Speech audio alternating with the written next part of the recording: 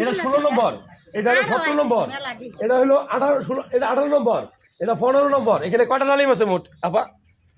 কয়টা আছে? এটা কি আপনাদের গাছ? গাছটাকে ফেলে যায় বারবার? না না গাছ পড়ে নাই, গাছ সবাই থাকে। আপনি ডালিম খাইছেন? ডালিম খাইতে ভালো। কেমন এখন খাওয়া যাবে? খাওয়ার মতো কিছু আছে? আমাদের এখনো হয় নাই নাকি? যাই হোক আমরা নিব না, এমনি দুষ্টামি করছি, আমি ডাক্তার মানুষ। যারা ভিডিও দেখছেন এতটুকু করা হয়, ঠিক আছে? হ্যাঁ হ্যাঁ। এই জায়গার নাম কি? এই জায়গার নাম হলো সোয়াইতপুর, ফুলবাড়িয়া ময়মনসিংহ নাকি? সোয়াইতপুর ফুলবাড়িয়া ময়মনসিংহ। যারা ভিডিও দেখছেন, এটা আমার জন্মস্থান, আমি এইখানেই পাশে আমার স্কুল, আমি এখানে আমার স্কুলে পড়াশোনা করে বড় হয়েছি। তো যারা ভিডিওটা দেখছেন আমি বলবো যে এরকম ডালিম দেখতে কেমন লাগে, ডালিম কেন খাবেন? যাদের রক্ত শূন্যত রোগ আছে, যাদের শরীরে রক্ত নাই, তাদেরকে আমরা ডালিম খাইতে বলি। অবশ্যই ডালিম খাওয়ার সময় আপনি বিসি সহ খাবেন, কেননা ডালিম খুব গুরুত্বপূর্ণ খাবার। এই খাবারটা মিস করা যাবে না। আপনাদের বাড়িতে এরকম ডালিম গাছ আছে কিনা মন্তব্য করে জানাবেন।